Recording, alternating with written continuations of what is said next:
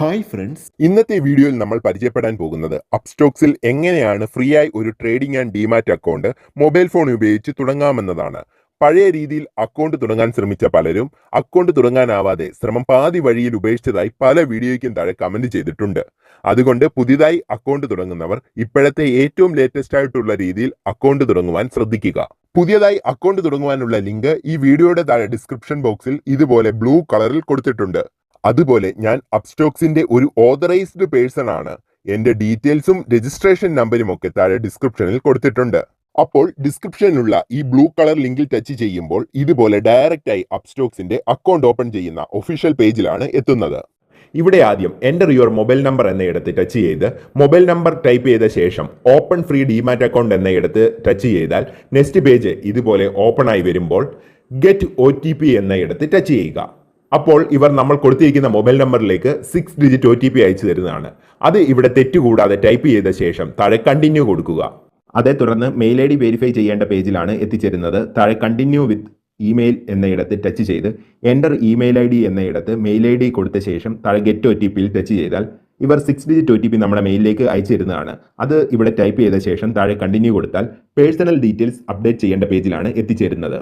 ആദ്യം marital status, single ആണോ married ആണോ എന്നത് സെലക്ട് ചെയ്യുക. അടുത്തത് ട്രേഡിംഗ് ഓർ ഇൻവെസ്റ്റിംഗ് എക്സ്പീരിയൻസ് ആണ് ചോദിച്ചിരിക്കുന്നത്. അത് ഇഷ്ടമുള്ളത് കൊടുക്കാം. നെക്സ്റ്റ് ഒക്കുപേഷൻ ആണ്. അനുയോജ്യമായത് സെലക്ട് ചെയ്യുക.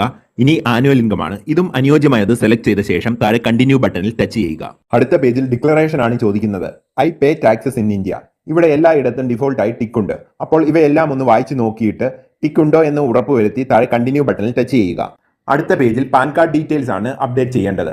എൻ്റർ യുവർ പാൻ എന്നയിടത്ത് ടച്ച് ചെയ്ത് പാൻ കാർഡ് നമ്പർ ടൈപ്പ് ചെയ്ത് അതിന് താഴെ എൻ്റർ ഡേറ്റ് ഓഫ് ബർത്ത് എന്നയിടത്ത് ഡേറ്റ് ഓഫ് ബർത്തും ടൈപ്പ് ചെയ്ത ശേഷം താഴെ കണ്ടിന്യൂ കൊടുത്താൽ പാൻ കാർഡ് ഹോൾഡറിന്റെ നെയിം ഇവിടെ വരുന്നതാണ്. സ്പെല്ലിംഗ് ഒക്കെ ഒന്ന് ചെക്ക് ചെയ്തിട്ട് കൺഫേം കൊടുക്കുമ്പോൾ നെക്സ്റ്റ് പേജിൽ അഡ്രസ് ഡീറ്റെയിൽസ് വരുന്നതാണ്. അത് ജസ്റ്റ് ചെക്ക് ചെയ്തിട്ട് പ്രൊസീഡ് ബട്ടണിൽ ടച്ച് ചെയ്യുമ്പോൾ സെൽഫി ഫോട്ടോ എടുക്കേണ്ട പേജിലാണ് വരുന്നത്.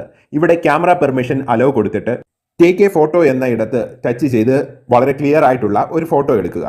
അടുത്തത് ബാങ്ക് അക്കൗണ്ട് ലിങ്ക് ചെയ്യാനുള്ള ഓപ്ഷൻ ആണ്. രണ്ട് രീതിയിൽ ബാങ്ക് അക്കൗണ്ട് ലിങ്ക് ചെയ്യാവുന്നതാണ്. ആദ്യത്തേത് വെരിഫൈ വിത്ത് UPI എന്നത് സെലക്ട് ചെയ്ത് കണ്ടിന്യൂ സെക്യൂർലി വിത്ത് UPI കൊടുത്താൽ നിങ്ങളുടെ മൊബൈൽ നമ്പർ ലിങ്ക് ചെയ്തിരിക്കുന്ന UPI ആപ്പുകളായ ഗൂഗിൾ പേ, ഫോൺ പേ എന്നീ ആപ്പുകളിൽ ഒരു നോട്ടിഫിക്കേഷൻ വരുന്നതാണ്.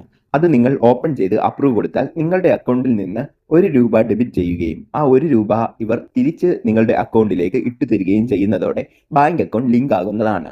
അതല്ല ഡീറ്റെയിൽസ് മാനുവലി ആഡ് ചെയ്യേണ്ടതെങ്കിൽ ആഡ് ഡീറ്റെയിൽസ് മാനുവലി എന്ന ഇടത്ത് സെലക്ട് ചെയ്ത് കണ്ടിന്യൂ കൊടുത്താൽ ഇതുപോലെ ബാങ്ക് ഡീറ്റെയിൽസ് ചോദിക്കുന്നതാണ്. ആദ്യത്തെ കോളത്തിൽ എൻ്റർ അക്കൗണ്ട് നമ്പർ ടൈപ്പ് ചെയ്ത് കൊടുക്കുക. സെയിം അക്കൗണ്ട് നമ്പർ താഴെയും റീ എൻ്റർ അക്കൗണ്ട് നമ്പർ എന്ന ഇടത്ത് ടൈപ്പ് ചെയ്ത് കൊടുക്കുക. ഇനി IFSC കോഡ്, ഇത് അറിയത്തില്ലെങ്കിൽ പാസ്ബുക്കിൽ ഇതിന്റെ ഡീറ്റെയിൽസ് കൊടുത്തിട്ടുണ്ട്. അത് നോക്കി ഇവിടെ ടൈപ്പ് ചെയ്താൽ മതി. ഇനി അക്കൗണ്ട് ഹോൾഡർ നെയിം, അടുത്തത് അക്കൗണ്ട് ടൈപ്പ്, കറന്റ് ആണോ സേവിങ്സ് ആണോ എന്നത് സെലക്ട് ചെയ്ത് കണ്ടിന്യൂ കൊടുക്കുക. ഇത് ലിമിറ്റഡ് പീരീഡ് ഓഫർ ആണ്. താഴെ കണ്ടിന്യൂ കൊടുത്താൽ പ്ലാൻ സെലക്ട് ചെയ്യാനുള്ള പേജിലാണ് എത്തുന്നത്. ഇത് ഇപ്പോൾ അപ്സ്റ്റോക്സ് പുതിയതായി ഇൻട്രൊഡ്യൂസ് ചെയ്തിരിക്കുന്ന ഒരു ഫീച്ചറാണ്. ബേസിക് ചൂസ് ചെയ്യേണ്ടവർക്ക് ബേസിക് ചൂസ് ചെയ്യാവുന്നതാണ്.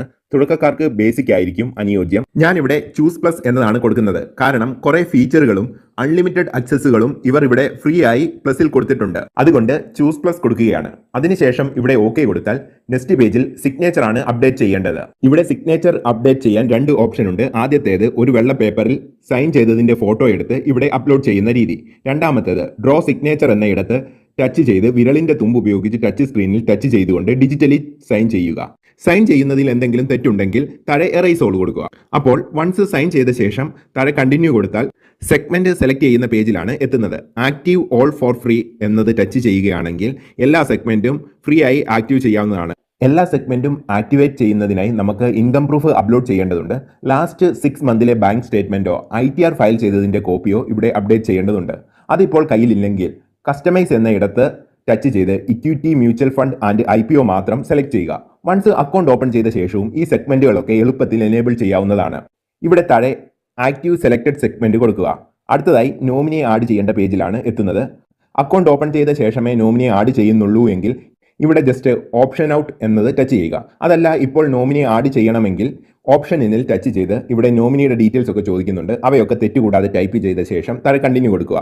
ഞാൻ ഇവിടെ അക്കൗണ്ട് ഓപ്പൺ ചെയ്ത ശേഷമേ നോമിനിയെ ആഡ് ചെയ്യുന്നുള്ളൂ. അതുകൊണ്ട് ഞാൻ ആഡ് ലേറ്റർ കൊടുക്കുകയാണ്. ഇപ്പോൾ ആപ്ലിക്കേഷൻ സൈൻ ചെയ്യാനുള്ള ഫൈനൽ സ്റ്റെപ്പിലാണ് എത്തിയിരിക്കുന്നത്.